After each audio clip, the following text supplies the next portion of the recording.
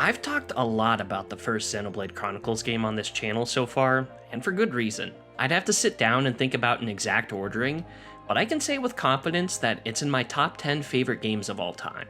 As much as I love it though, I'm usually done with playing it for a while once I've completed a playthrough. It's not a game that I find myself coming back to all the time. The biggest reason for that is just how basic the combat starts to feel. Once you've got a good party set up, you can pretty much cheese your way through the entire game if you wanted to. I still think it's a unique approach to RPG combat, but there's still plenty of potential that was left untapped. That potential was realized in Xenoblade Chronicles 2. This game has my favorite battle system in any RPG ever. I played plenty of them over the years, and the game about the boy who refuses to wear pants manages to have the coolest, most intricate, most fun combat out of them all. It takes so many different concepts from other games, and manages to make them mesh perfectly with the foundation the original Xenoblade had set. I've seen tons of different complaints with the battle system ever since it was released at the tail end of 2017. Some of these are pretty valid, and that sucks because it ends up pushing people away from learning just how great it can be. So if you're one of those people, this video is for you. I'm going to try to explain as much as I can about how the game plays that makes me love it as much as I do. Let's talk about the brilliance of Xenoblade 2's combat. I guess the best place to start would be looking at the original game's battle system so we have a point of comparison for the sequels. Every fight happens in real time within the world that you're exploring, with each character having an auto attack that occurs at a set interval of time and a set of special abilities called arts that each have their own cooldowns. Enemies target whichever character has the highest aggro value, as it's called, and there are a few different ways that you can manage this. If you've played a traditional MMO like World of Warcraft or Final Fantasy XIV, then this description so far probably sounds pretty familiar to you. One of the most interesting parts of combat are the conditional effects many of the arts have. Some of them depend on which side you hit an enemy from, others are added when you use two specific arts in sequence, and others require you to have a certain status buff active. If you can manage to pull off one of these conditional effects, you're rewarded with anything from extra damage to debuffing the enemy. It's a great incentive to make sure the player is constantly involved with what's happening during the fight, instead of just waiting for their strongest attacks to come off of cooldown. Each character will eventually get a total of 16 arts, and can bring a maximum of 8 into a fight along with their special talent art. Shulk's the only exception to this rule. He gets 8 regular arts and a whopping 8 talent arts. Being the protagonist has its perks, I guess. For all of these positives I've mentioned, there are still issues I have with the system. First off, the player has no way to stop their auto attacks. This might seem like I'm nitpicking, but when some of the later enemies deal spike damage and status effects every time they're hit, there are times when you ideally want to stop attacking to reset the situation. That is impossible with how things are designed. Then, there's how limited the character customization feels. Despite how many arts each character has, their role in combat stays relatively the same no matter what loadout you use. Reyn and Dunban are always the physical damage dealers, Shulk and Ricky are really good at utility, Melia's the typical mage, and Charla is pretty much useless. So I'm gonna pay you $100 to fuck off. They may get 1 or 2 arts that don't match these descriptions, but it's hard to find a reason to use them when they're so much better at something else. Finally, the gameplay here is pretty simple in comparison to some other RPGs. When I say this, I mean the technique involved with executing actions properly during battles. It doesn't get much more difficult than making sure your gear is set up properly and you use your arts at the right time in the right place. The infamous topple locking strategy pretty much guarantees a win against even the toughest enemies in the game as soon as they get knocked over once if you do it right, which is not hard at all. When you have one strategy that plows through every challenge the game offers, then there's really no challenge at all, is there? It just gets really boring after a while. Okay, time to stop bashing the game I've spent the last 3 videos praising. Let's finally dig into Xenoblade 2's combat and how it refines the established foundation into something amazing. The most important element throughout every piece of the battle system is the dynamic between drivers and blades. Drivers are the characters that you're able to directly control in combat, and they do most of the fighting, while blades are characters linked to each driver that determine a bunch of things. like the weapon type used, the role they're supposed to serve in combat, passive abilities like damage buffs or mitigation, the elemental affinity for all of your driver's attacks, and the special attacks that you're able to perform that are kind of like a replacement to talent arts. Okay, so that was a lot of word pasta I just threw out, but I'm going to try to go through each point one by one in more detail so it hopefully, maybe, makes more sense. First, let's talk about the basics of controlling your driver. Just like in the original game, your character will automatically attack the enemy you've targeted as long as you're in range of them. Instead of having just one attack occur at set intervals though, you have a 3-hit combo that you can interrupt at any time by moving. That issue I had with auto attacks being uninterruptible, completely gone in this game.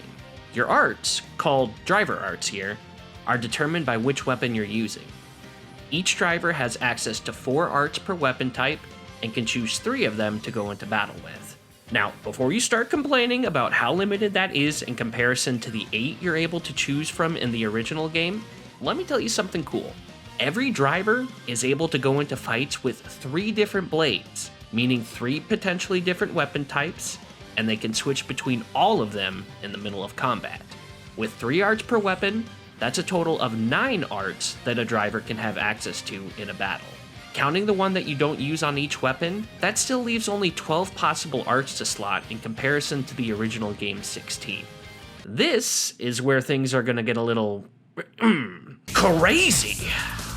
There are 8 basic weapon types that your driver characters can bring into battle.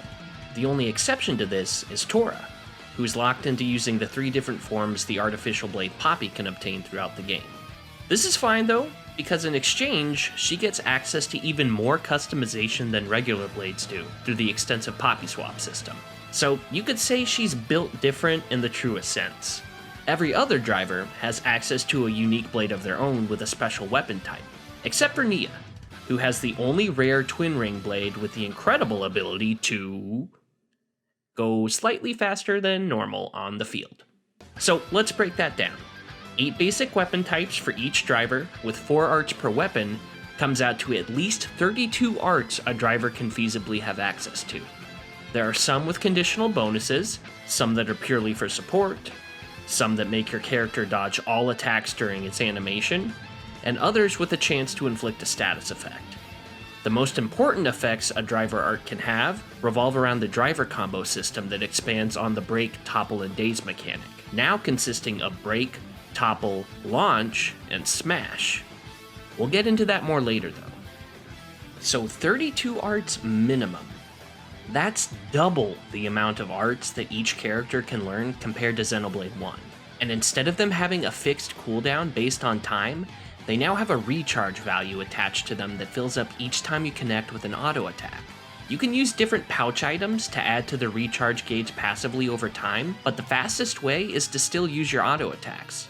This change makes art usage much more frequent, and with each weapon type having different auto attack timings and animations on every driver, combined with the incentive to cancel the end of your auto attack into an art for better damage and filling up your special gauge more, there are times where it almost feels like I'm playing a character action game disguised as an RPG. Oh, and just to make the point even more clear, remember how I said there were 8 weapon types? Well, with the addition of New Game Plus, they added 7 new rare blades, all with their own new weapon type, and then another 4 included in the expansion pass. This more than doubles the previous number to at least 76 different arts per driver. At least. I mentioned earlier that a driver's role in combat was determined by the blade they use. It does this in a couple of different ways. Every blade is split into 3 different groups: attack, healer, and tank. These are pretty loose in their designations, like Fiora being a healer, but also having the highest DPS in the game. The main thing the roles do is help determine the class your drivers are that give them different passive buffs. Attack blades increase the damage dealt, healer blades increase the effectiveness of HP potions picked up during battle and reduce the aggro you generate, and tank blades reduce the damage you take while also increasing the aggro you generate. The best part about this is that you're able to have any driver fill any role. They're not just locked into one specialty. Beyond that, Each blade also has a stat modifier attached to them that's active even when you're not using their weapon in a fight. As long as the blade is engaged, the driver benefits from the modifier. This makes choosing a loadout not only more flexible, but you can also further emphasize a single blade strengths if you want to. Are you a damage dealer focusing on physical damage? Use blades that boost your driver's strength stat. Maybe you're a tank that benefits directly from dodging attacks. Stack up on agility and never get touched again, all the while boosting your own damage. That leads us to the passive abilities each blade has. Blades all have something called an affinity chart that's filled with nodes the player can fill out by completing certain tasks. These nodes can increase the potency of the blade's special attacks, level up their field skills used to further explore the world, and of course, grant a multitude of passive abilities. The affinity charts are what make each blade truly unique from one another, even within the same weapon class. For example, the Mega Lance blades Wulfric and Vale have very different playstyles. Both blades have an ability that increases damage dealt while the enemy is in a specific stage of a driver combo. Wulfric's affinity chart abilities give him enhanced critical damage and more damage at max affinity with his driver, which is pretty easy to achieve quickly and makes him a well-rounded option. Vale, on the other hand, can build up a higher damage boost than Wulfric, but it requires using multiple special attacks that add on to the damage boost each time one is used. She also has a damage boost when specifically attacking from the side, so while she can technically reach higher damage multipliers than Wulfric, it requires a much more dedicated setup revolving around the use of special attacks and careful positioning, as opposed to Wulfric, who just hits you real hard with a big pokey stick. There are plenty of different elements, just like in most JRPGs. 8 in total here to be more specific. Each element is directly opposed by one other element. Like in most RPGs, attacking an enemy with an opposing element will deal some extra damage. However, the most important part of a blade's element is how it can be used in the huge number of different blade combo routes. Blade combos are like the sister mechanic of driver combos that progress when you use a blade's special attacks. Unlike driver combos though, blade combos don't have one fixed progression and instead depend on the element of the blade that initiated the combo. There are 3 stages to each blade combo before it's finished, compared to the 4 stages of a driver combo, and each stage requires a special attack of at least the same level as the respective stage in the combo. Canceling your auto attacks into arts for more special meter gain and paying close attention to your allies' meter becomes crucial to making the most of this system, since a combo will end prematurely if you don't progress it in time. So for example, I can have Nia start the combo with a fire special from Crossette, have Morag follow up with another fire special from Brigid, and have plenty of time to reach a level 3 light special with Rex using Mithra. It takes some time getting used to, especially considering how awful the tutorials for the mechanic are, but it feels so natural and rewarding once you figure it out. Not only that, it makes the choice of your blade's elements you bring into battle more meaningful than just picking whichever one your enemy is weak to. The coolest part of blade combos are how they work in tandem with driver combos. Like I explained before, driver combos work similarly to the break, topple, and daze statuses in Xenoblade 1. Thankfully, you aren't able to topple an enemy once and keep it knocked down forever in this game. Instead, you're able to launch an enemy while it's toppled to further increase the bonus to your damage dealt. And while it's launched, you can smash it for massive damage and some item drops. I think it's great how one of the best ways to farm for core crystals is to repeatedly slam an overgrown farm animal into the ground while its caretaker is just chilling a few yards away like, oh, I guess this is happening. Okay, so where do blade combos fit into this? Well, you see, if you can manage to trigger a blade combo during a driver combo, or vice versa, you trigger what's called a fusion combo. Fusion combos deal more damage, increase the duration of both parts of the combo, and add to your party gauge. You can do a combo into another combo with a super, but that combo is not landing any combo, but when he knocked down, it's still a combo, you understand? Hell no! To put it simply, they're busted as hell. You always want to use fusion combos whenever you can. Every aspect of your party setup is important with this mechanic. The blades you use aren't the only choice that matter, but the drivers they're bonded with are as well. Since every driver has different arts for each weapon, you might be more inclined to have a blade linked to a particular driver if you need an art with a driver combo effect you're missing in your party. For example, if Nia's using Knuckle Claws, she can launch an enemy. but if Zeke's using them, he's able to topple them. The potential for creativity in how you set up your party is close to limitless. It all comes down to how the player wants to approach whatever challenge they're about to tackle. Is your head hurting yet? Don't worry, mine is too. Let's switch gears a bit here moving into the end of the video. In case all those explanations didn't make it obvious, Xenoblade 2's battle system has a ton going on within its mechanics. A lot of the mechanics that it uses aren't unique to Xenoblade 2 specifically though, and that's actually one of the things that I admire the most about it. It's able to take so many ideas from all sorts of different genres and blend them so perfectly that I really have no idea how the folks over at Monolith Soft were able to pull it off.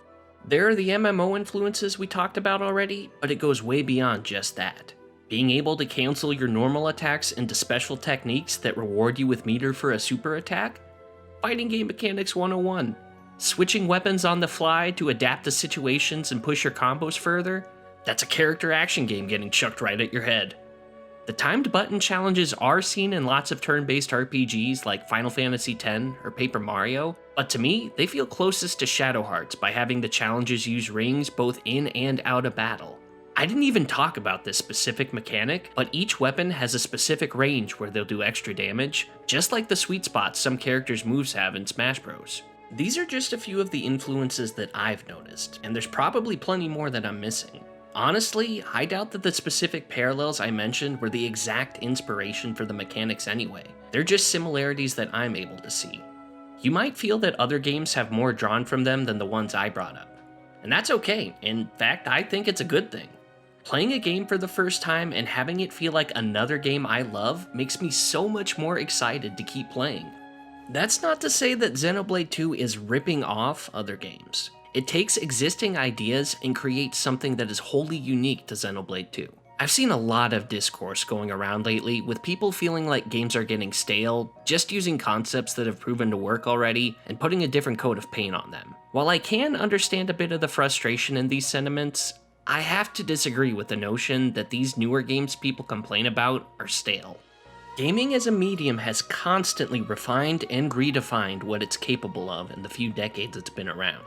So, as it is with every creative medium, the age-old saying applies. If you see a good idea, steal it. Don't literally steal an entire idea, that'll have some pretty crappy legal ramifications. When I say stealing an idea, I mean analyzing something that's worked before in whatever it is you're trying to do, and figuring out how you can expand on it and making it your own. That is how you push a medium forward and find new ways to innovate. That's exactly what Xenoblade 2 does. Not just within its combat, but so many other aspects too. It takes the strongest and most interesting ideas from some of the best games out there and makes them even better, all the while building on the gameplay of the previous games in its own series. I'm sure there are people who will look to it for inspiration for the games that they want to make, just like its creators were inspired by other games, and the creators of those other games were inspired by even more games. Gaming has reached a beautiful point in its history where we can see the mark games from over 30 years ago left still present within games coming out to this day. There are plenty of games that I wouldn't be able to play every day without getting tired or bored of them. Some of these games are ones that I would consider all-time favorites of mine, but Xenoblade 2 has never been like that for me. I'm always testing out new setups and trying to figure out how I'll clear that challenge that's been stumping me for weeks. It has near limitless potential in its gameplay, and I think that's thanks to the perfect harmony between inspiration and innovation that Monolith Soft was able to achieve. It feels like a celebration of everything I've come to love about how games play. More than that though, it makes me unbelievably excited to see where games will go from here.